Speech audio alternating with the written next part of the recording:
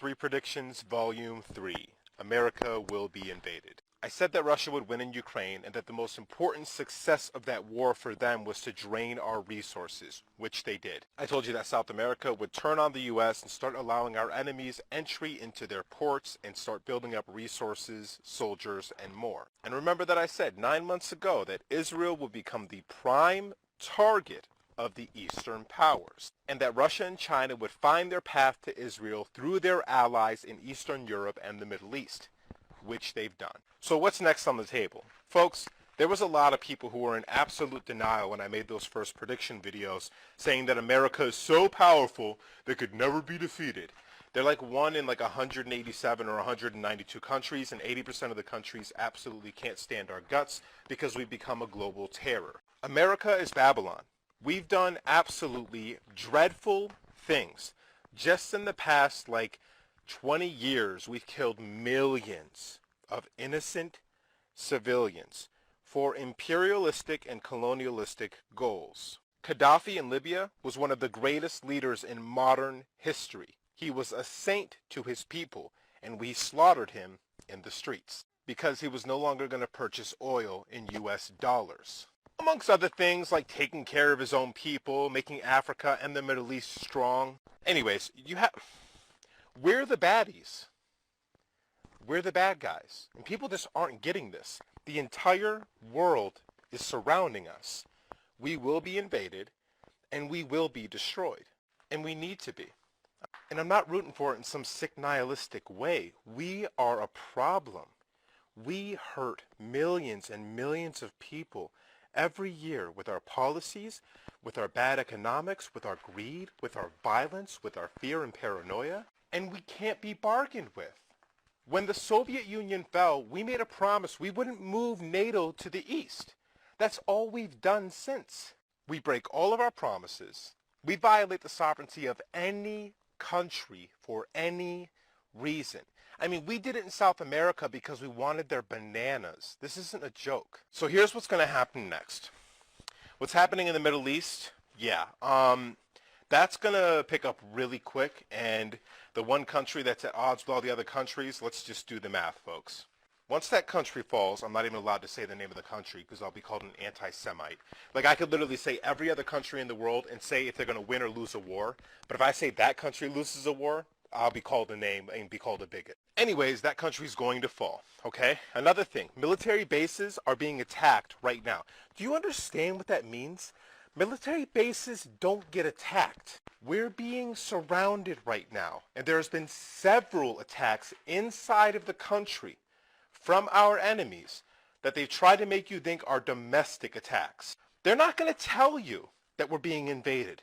They're not going to tell you that we're being attacked. They're not going to tell you if we're about to be nuked. America doesn't care. It's a psychopathic, rabid animal in the corner that knows it's going to lose, but does not have the decency or humility to surrender and apologize and pay for its crimes in a way where it doesn't have to go down in flames. We are being occupied. We are hostages in this situation, and we better pray that the enemies of our country have more mercy than we've had on the entire world. All right, so like I said, the dominoes are going to topple really fast from this point. Once that country gets taken out, Syria, Iran, Iraq are going to be military bases for Russia and China. Turkey is going to do a full alliance with Russia, China, and all the other countries that support the East. At which point, Europe will be given an ultimatum. Stand down or be obliterated. And then there's going to be some very interesting things that happen with Switzerland. Mark my words. Because Switzerland is the seat of the devil. Because Switzerland is the seat of power for the West. But they can't get to Switzerland until they get through a couple of their bodyguards in the Middle East and Eastern Europe. Taiwan, South Korea, Japan, Australia. Unfortunately, because there's a giant ocean between you and us, and we're the reason that you guys get things like free healthcare, you're going to be absorbed. We can't get to you fast enough. We're going to be fighting a war on the southern border. We're going to be scrambling all of our nuclear readiness aircraft and submarines to protect ourselves from the Poseidon missile that can create a tsunami on the East Coast. We're going to be fully staffed in Cheyenne Mountain, making sure an ICBM does not hit Yellowstone and activate the supervolcano. This war can go one of four ways, okay? One is that all this is just a theater thing.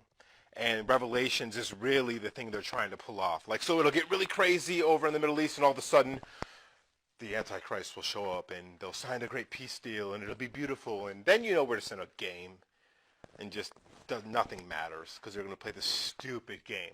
In the real world, in the realist perspective, America will be invaded. You might say it's going to take 10 years. You might say it's going to take 5 years, but I promise you it can happen in 2 years.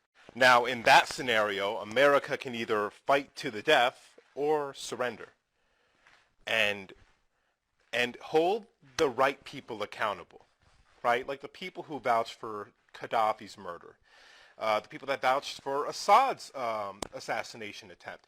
These types of people, put those people out there and hold them responsible so the rest of the innocent Americans who, especially the ones that were trying to speak up about this, they can be spared. We can be given mercy. We had no control over the situation, and we did what we could to try to speak out about it and stop it. And another scenario is the people rise up, organized, and demand peace because no one fights, no one hits the red buttons, no one pulls the trigger because we're done with this shit, because we know Atlantis can exist, and we're ready to have it. In the dream, it was a dream dealing with America. I heard people robbing each other. They were breaking into each other's homes. People were trying to steal things from cars on the street. People were stealing food. People were absolutely trying to take things from each other, and they were doing it by force and willing to die for it. And all of a sudden, I looked at it and I said, what is going on? I grabbed my hand and I said, what is going on? And all of a sudden, I saw China and Russia coming into the United States of America. I don't know that I understand it, but they were military, they were soldiers, and they were coming in to maintain the peace. I don't know where the U.S. military was or anything like this, but they were coming in, and what they were doing was putting people in concentration camps. They were arresting people. Chinese soldiers and Russian soldiers were arresting people, and they were taking guns from everybody. I grabbed my face and I said, what? I said, what are Chinese soldiers and Russian soldiers doing in America? I had this dream, and it was so real. It felt so real. It was crazy. In the dream, I'm at Santa Monica. In Santa Monica, California, I'm over by like the pier, which is like, it's got like seems like a fair or carnival type atmosphere at the pier. It's a real famous pier in Santa Monica, California, and it was in the daytime, and it was real sunny, and for some reason I thought it was the weekend, you know, and everyone was just going about their business, and what happened was we were looking out towards the ocean, and everyone was looking out there, and what we saw was like a foreign navy, and it was either like a Chinese navy or like the Russian Navy, and it was all out there, and there were submarines out there that had surfaced, and they were just kicking it out there, and no one seemed alarmed. It was like entertainment. Everybody was looking at it, checking it out, and wondering, you know, what's that about and whatnot. And everyone started just going about their business and stuff, and just staring at it and wondering what it was all about. There was nothing in the news about it or anything. It was like a surprise. It just showed up, and it was huge. It was all over the ocean out there. And I thought, wow, what's that about? But for some reason, I just had a bad feeling about it. Then all of a sudden, they started launching missiles, all types of like missiles, bombs, so to speak, towards the entire Los Angeles area, the entire coast there, and of the Los Angeles area, that entire harbor there. And they started bombing us, and people started panicking and running everywhere. and then I woke up. Shalom, Kahala Yahweh, Bashem Yashai, Bashem Rukal Kodash. Double honors my teachers, the apostles and elders of Great Millstone. Peace and mercy to the elect, with the house of David reborn again in this generation. And Shalom to the 130 Asherallah, who today are known as the Negroes, Latinos, and Native Americans, who before losing our true heritage, we were known as, and still are, the true Hebrew Israelites of the Holy Bible. In today's lesson, we're going to talk about the videos we just watched. And we're going to get into the subject of America being invaded and how that's biblical. But let's go ahead and read this first. This is Jeremiah 51 and 14. Yahweh Bashem Yashai of hosts hath sworn by himself, saying, Surely I will fill thee with men as with caterpillars, and they shall lift up a shout against thee. So, in the videos that you have just watched, the first video was just a man who, made a prediction, right, based off of the things that he's seen. He's kind of like a military strategist. He kind of has, good insight on world political events. And as you heard him say, right, that America will be invaded. And why is that? Well, I'm sure he sees it within the best interest of the Russian and Chinese powers, right? He also stated some facts there, right? He noted that America is Babylon, and that America is the bad guys, right? That America has been behind many of the world atrocities. And another thing that he noted was that Switzerland, which is in the heart of Europe, is in fact the seat of power of these devils. And that's true. These devils, the elites of the world, the kings of Edom, and when I say Edom, I'm talking about the so-called Caucasian race, they have created Switzerland back in the 1200s. And that right there is basically the homeland of the majority of the world leaders, okay? The banking cartels, the elites, they pretty much all stay in the land of Switzerland. This is why Switzerland is homes to thousands and thousands of underground bunkers, and why it's so heavily fortified and doesn't involve itself in any of the wars. Okay, this is also why a lot of the Nazis during World War II had homes and interactions with Switzerland, is because, again, this is where the elites dwell. Now, I digress. That's a little bit besides the point. The main point being that even this guy, strategically speaking, was able to see that America is no longer safe. And from all the things that we've been seeing on the news lately, from these other nations rising up, getting stronger, threatening America, and with the recent influx of illegal immigrants, not only just from Mexico, but namely all over the world. That right there particularly pertains to this scripture here. You see, a lot of those people coming into this nation, they're not just immigrants seeking a better life. Not at all. I think just today I was watching Fox News, and they said that they caught 30 people that were on the terrorist watch list. And you could bet that there's a lot more that are getting by there. Now, a lot of these people, when you look into it, they're all basically being paid by UN-funded organizations which are helping them come to America.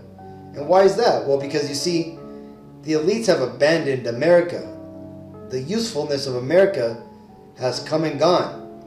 And for them to bring forth their new world order, well, they got to bring America down. And how do they bring America down? Well, by destroying it and by allowing the perceived enemies of America to invade it. Right? First, they're gonna, invade it internally by sleeper cells, which is why you had the FBI recently come out and say that there's there are many flashing red lights regarding terror alerts, and that America needs to raise its alert level for preparedness against internal threats. And we could see this going on right now, right? From all these immigrants who are coming in. You know, not only are they just not staying in these border cities, but they're going throughout the entire United States as if they have plans on where they're going, right? We've all seen the videos where you have somebody asking all the incoming immigrants what city they're going to, and they start touting, saying different city names and as if that's all they know, right? They're also given credit cards, phones. Well, we're not ignorant to the devil's devices, right? And even though it's these devils that are doing this, that are behind this, you got to remember, it's the Lord who puts it into their heart to commit these atrocities, to commit these devilish plans, which are currently being prepared. Okay, it tells you right here, right? The Lord is going to fill America with men as with caterpillars, right? And this is likened on to when you have a field of vegetables, right? You have a garden, and all of a sudden you have a bunch of worms like caterpillars that have just all of a sudden showed up that are eating your crops, right? There's so many that you can't really do anything about it. Well, that's what the Lord is going to do to America. Okay, and at first it's going to more likely be these sleeper cell immigrants that are coming in, and then eventually it's going to be a full-on invasion, like the guy in the first video, showed. Now the other guy, right? Or the other two guys, I should say. This video here. It's 50 dreams from just Christians and just people in America who had dreams of America being invaded. Okay, this is what the scripture talks about, how the Lord is going to send people in the last days dreams and visions of what's to come. And for this many people to have a similar dream like that, it's more than a coincidence, right? It's a vision, it's a warning from the Lord. Okay, and I'll share the link of this video in the descriptions if you want to watch this. Again, it's a 2-hour video, but for the most part, they all talk about how America is going to be invaded by Russia and China. Okay, this is Ezekiel 38:11, and thou shalt say, I will go up to the land of unwalled villages.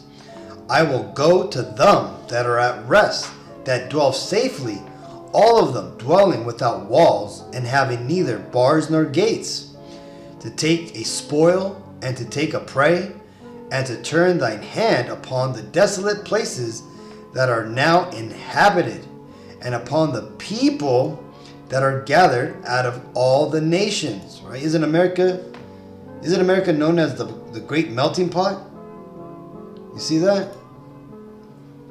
Which has gotten cattle and goods and dwell in the midst of the land.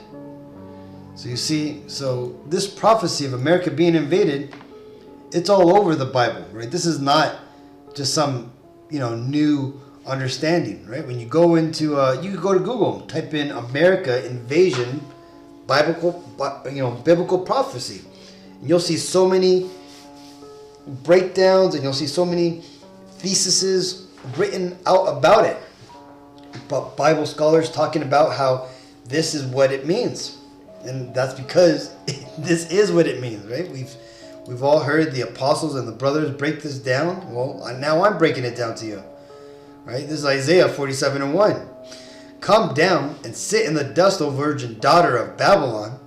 Sit on the ground. There is no throne, O daughter of the Chaldeans, for thou shalt no more be called tender and delicate. You see, America, which is known as Babylon the Great, is considered the daughter of Babylon, right? It is the nation that has come after Babylon. Okay, and it was considered tender and delicate because why? Well, because it's never been defiled, it's never been invaded. Well, what does the scripture say, right? Not only is it going to no longer be considered tender and delicate, well, why would that be? Well, because America is going to be attacked, okay? And that's going to happen with the invasion. Now, another thing, too, it says, there is no throne. This means that the Lord is going to ultimately break the scepter of the rulers. The time of America's rulership is over, and we're living in the very last days of the American Empire. And these devils, they've already have had this planned out for a long time, which is why starting all the way back, in the 90s, you had a lot of bankers commit a lot of frauds with the savings and loans crisis that happened, I think, actually at the end of the 80s, like in 89. We had a lot of bankers and banks basically embezzling money. Well, then you had a big movement in 2008 when you had a lot of the Wall Street bankers basically rob the American people of their 401s and pensions. And then from then, it just kept going. America is a former shell of itself, right? There's a famous saying from George Washington, the first president of America, that says, the last act of a country is to rob its treasury. Well, that's pretty much what's happened to America. You see, the elites and also the government have basically all, written those blank checks. Just kind of like when your bank account is going to be empty, or basically you don't have enough money to pay the bills. And back in the days, what people would do is they would write all these fraudulent checks that they knew would bounce. That's basically what America is doing. Why do you think they're giving so much money to Ukraine? Why do you think in the last 3 years of the Biden administration that they've basically printed out $10 trillion of debt? Well, because you see, they're bleeding this cash cow, America, dead, right? Or I should say, they're bleeding it dry. Okay, and they're basically robbing the storehouses before it's over. This is Joel 2:20. But I will remove far off from you the northern army, and I will drive him into a land barren and desolate, with his face towards the east sea, and his hinder part towards the utmost sea. And his stink shall come up, and his ill savor shall come up, because he hath done great things. So there is going to be an event here in America that is going to cause the American government to take its army over there to Saudi Arabia. Now, we're already seeing that Israel is starting a war with Ishmael, and this is causing a lot of turmoil over there in the Middle East. Okay, this right here is likely going to be the catalyst that's going to drive all the nations over into the Valley of Jehoshaphat, which is right there in the Valley of Israel. Okay, well, what better fuel to start a World War III than to have America be invaded? Okay, and we've all seen movies where they've shown countries, come into America, invade it, take little parts of it under control, and that is more likely how it's gonna play out. Okay, but the thing is that the Bible prophesizes that America, or Babylon the Great, the Golden City, that it will be invaded. This is Habakkuk 3:16. When I heard, my belly trembled, my lips quivered at the voice. Rottenness entered into my bones, and I trembled in myself, that I might rest in the day of trouble. When he cometh up unto the people, he will invade them with his troops. So, just like Habakkuk, when he seen these things, he trembled, right? He got, what does it say? That his that rottenness entered into his bones, right? What does that mean? That means that, when people say they were so scared that their bones shaked, right? That they felt weak from inside. Well, that is how a lot of us are gonna going to feel in this day when we hear about this news, right? Even just thinking about it and watching a lot of these videos, it makes you feel a certain way. But you got to remember, right? We got to have faith in the Lord and continue to do this work and stay in his righteousness. Because again, when you serve the Lord, you're given that blessing. You're given that spiritual protection. And again, like, what is the script? What does it say in, I think, 2nd Ezra's? Right? Death, famine, the sword. All these things are created for the wicked, right? Not for the righteous. So, though America is about to go into some crazy events shortly, remember, Akim, this is for Esau's judgment and not the 1/3. And also, with Esau, it's going to be the 2/3, the wicked 2/3, I should put it, right? All of these false Christians coming out against this truth, basically scoffing. See, this is how the Lord is going to recompense all these 2/3 and these Edomites, right? He's going to bring down these Edomites and their empire, and along with them are going to be all those Israelites who are, holding hand in hand with Esau, trying to make the truth of the Lord to none effect, right? The Lord's going to show the world what's really going on, and when that happens, people are going to realize that what the Lord wrote in the Bible is more than just words in a book, and they're going to realize that the Lord sent out his men to warn his people and to condemn the wicked. So hopefully this video was edifying, Aki. Until the next time, I want to give all honor and glory and praises to Yahweh B'Hashem Yahushai B'Hashem Ruach HaKodesh. Shalom.